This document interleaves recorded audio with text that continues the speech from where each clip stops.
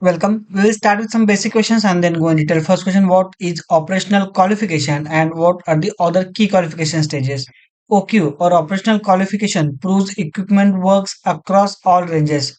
Other key qualification stages are URS user requirement specification, DQ, design qualification, FAT, factory acceptance test, IQ installation qualification, SAT, that is site acceptance test, and PQ performance qualification.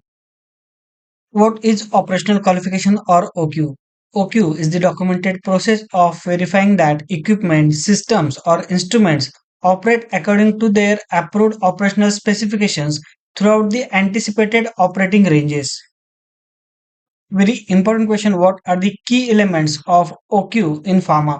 First, verification of operational parameters like speed, temperature, pressure, and flow rates. Second, calibration checks of critical instruments and controls. Third, alarm and interlock testing to confirm safety systems functions correctly. Fourth, software or automation validation if applicable. Fifth, challenge test for critical ranges like minimum, maximum, and worst case conditions. Sixth, documentation of deviations and corrective actions. And last, approval of OP protocol and report by QA, that is quality assurance. What is objective of OQ? The primary objective is to verify that equipment functions correctly according to its operational specifications, to demonstrate that it operates consistently and reliably at the upper and lower limits of its operating ranges for speed, temperature, and pressure, to ensure that safety features and alarms functions as designed, to provide documented evidence that the system is ready for performance qualification, that is PQ. Very basic and important question. When is OQ, that is operational qualification, is performed? OQ is executed after successful completion of the IQ, that is installation qualification, and before the PQ, that is performance qualification. Who approves the OQ protocol and report? Quality assurance, that is QA, and responsible department heads approves the OQ protocol and report. What is OQ protocol? OQ protocol is an comprehensive document that outlines the scope, objectives, test procedures, and specific acceptance criteria for each test. It must be approved by the quality assurance unit and relevant departments before testing begins. What is OQ report? After operational qualification testing is completed, a formal report is generated. It details the results of all tests, notes any deviations from the protocol, and includes a summary stating whether the equipment has successfully passed the OQ based on the predefined acceptance criteria.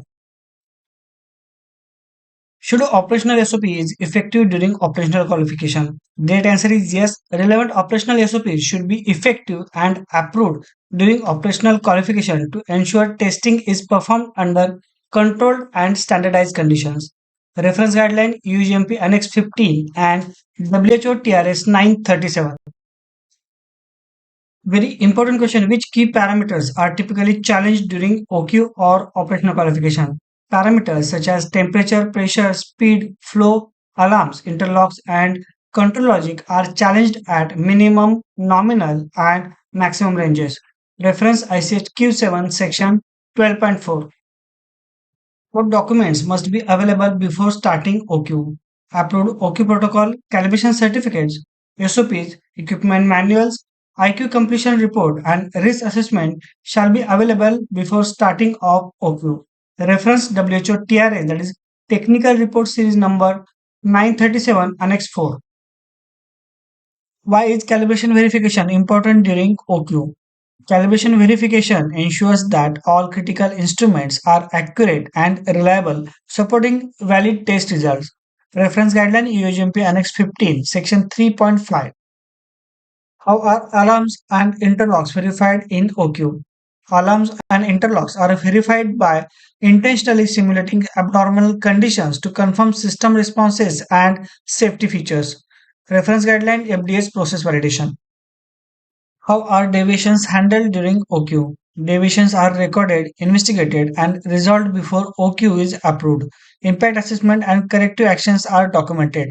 Reference guideline WHO TRS 937 Annex 4. What is included in the OQ summary report? OQ summary report generally includes test results, deviations, conclusions, signatures, and recommendation for PQ initiation. Reference guideline UGMP Annex 15.